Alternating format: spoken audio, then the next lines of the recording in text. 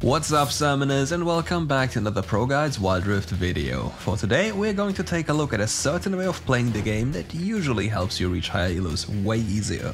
I'm talking about one-tricking here, and let's just take a look at what being a one-trick actually means. So first up, what is one-tricking? To put it very easy, one-tricking is making your playstyle with a singular champion absolutely, and by absolutely I mean absolutely, flawless in any way. You're absolutely perfect in every way you play the champion, you know the ins and outs, and there's nothing you don't know. And with that in mind, you'll play most of your games with just this champion alone. However, there's one problem. What happens if your champion ends up being banned? So be careful what you pick for your one trick, but we'll get to that at a later point. But primarily, one tricking is playing one champion for the majority of your games. And by doing so, you're trying to make your time worth it, because you just learn one champion and not 100 different at the same time. But we'll get to the pros and cons after our question of the day. And with that out of the way, let's just get straight to it. But before we do this, make sure to leave a like and sub to the channel to never miss one of those videos again.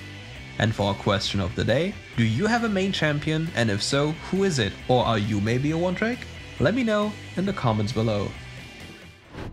And now let's move on to the pros and cons of one-tricking. Let's start with the pros. Obviously, there are some when it comes to one-tricking, but the very big one is it saves you time. As I said before, you don't have to play multiple champions at once, and you can solely focus all of your attention and resources into just one champion, nothing else.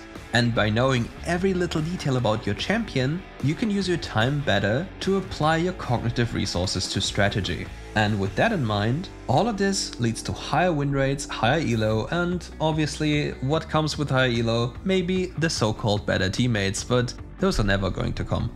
Let's be honest, they don't exist. But from this angle, we have to move on to the cons of one-tricking.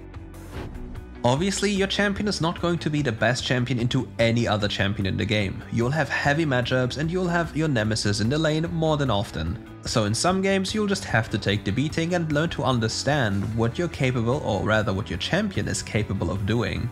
And to reach that stage you have to practice a lot, because you have to know every little thing about it. One mistake can make or break the matchup, and if you don't understand why it happens like this, you'll always remain at the same point, which is in some matchups against your personal nemesis, game breaking, and leads to a defeat. And another downside is that it comes very repetitive to play the same champion over and over again, which is probably one of the main reasons why not more people are doing it.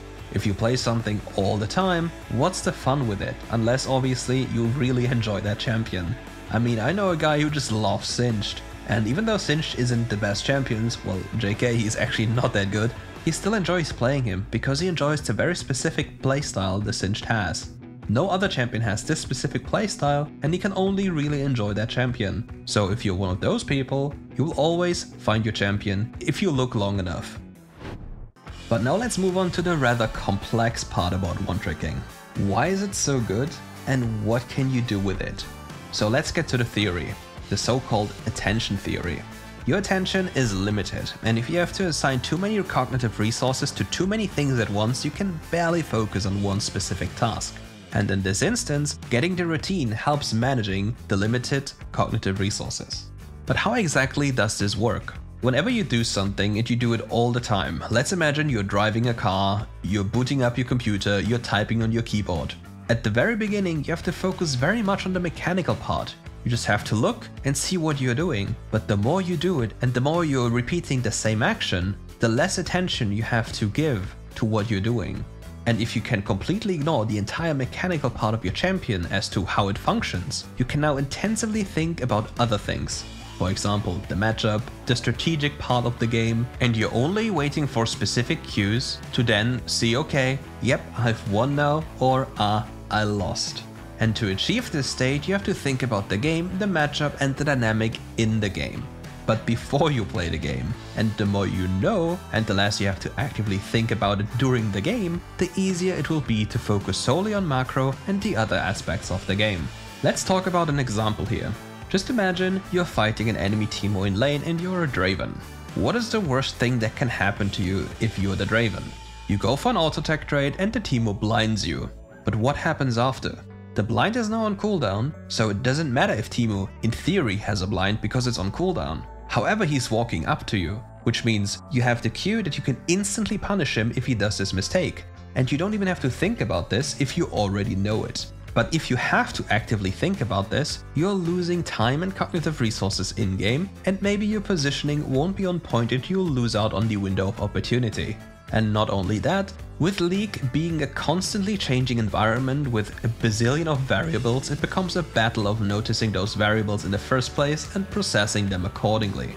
And for this, let's go over to another example to make this a little bit more helpful. Imagine you're in a team fight with 5 versus 5 champions. It's not really reasonable or possible for the human brain to process everything that happens in that fight, but that is not a problem at all. We just need to pay attention to the important things. But what are the important things? Let's imagine you're playing against an Alistar. What makes the Alistar dangerous? It's his cooldowns. So if the Alistar just recently used his combo, he is now useless for an extended amount of time. So we don't really have to care about his existence, because it doesn't matter to us, unless he can kill us, of course. But if we think like this and use this principle and apply it to all other champions in the game, we can quickly identify specific spells that are important, and once we see them on cooldown we can completely forget about the existence and just think about the enemy champions as dummies we can hit.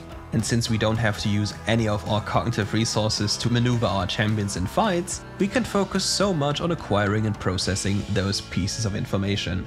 So the TLDR for this segment is: focus on one champion, learn everything about this champion, and then understand the game. Understanding the game on a level in which you can identify threats to your champion by looking at the enemy champions and their cooldowns. Once you know this, it gets significantly easier to maneuver with your champion. But how do you pick your champion and how does it work? So first and foremost, you have to ask yourself what kind of player you are.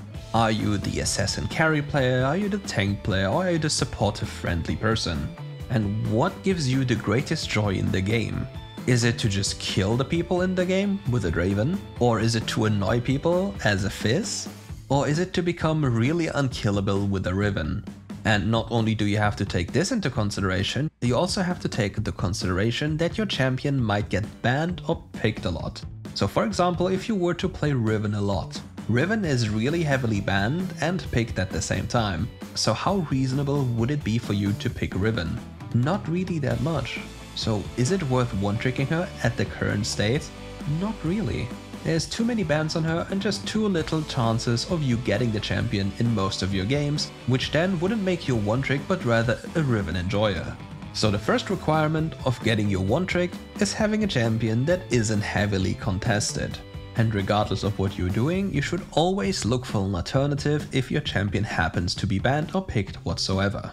Just have a second or a third champion ready that is similar to the champion you want to play, so you can use the things you've learned on the other champion and try to copy it onto the new champions. And with this we move over to the important part about transitioning from being a one-trick. As a one-trick you learn to perfectly play your one champion in any scenario, but it doesn't mean you can't learn new champions. Everything you've learned outside your microsphere of your champion, so the macro aspect, the rotations, everything about what is dangerous and what is not, can be applied to new champions. Because you have learned the fundamentals of this champion and the fundamentals of the game going out from this champion. And you can just use this information and apply it to something completely new. And with all that in mind, it becomes so much easier to learn something new, because you know already what you have to do. You have learned how you learn, and if you learned how to properly learn and process everything you're given, you will see fast improvement and an easier way of hitting the goals you want. So whenever you hop into a game, you just ask yourself, from level 1 to 2 to 3 and to 5, how is the dynamic of the matchup? Who is stronger, so has the agency, and who has to back off in the early levels? What changes with every level and every access to a new ability? And what happens if I meet the enemy from Fog of War or anywhere where I don't see them instantly? Then you also take into consideration what type of ideal gameplay does the enemy look for. For example, the enemy champion has Electrocute. Electrocute means he wants to have a 3-part trait, a fast one that deals burst damage. So in the early stages of the game, it's very unlikely that the champion is going to kill you, he just lacks the damage. But he will kill you if he does the same thing twice. so keep attention to your HP pool and think about what the enemy can do. But on the other hand, for example, a champion with Conqueror will look for extended traits, and by doing so you'll most likely lose depending on the matchup you're playing. And that's it for today's video. Thank you all for watching, and I'd really appreciate it if you liked and subscribed to the channel. Already done? Then see you tomorrow.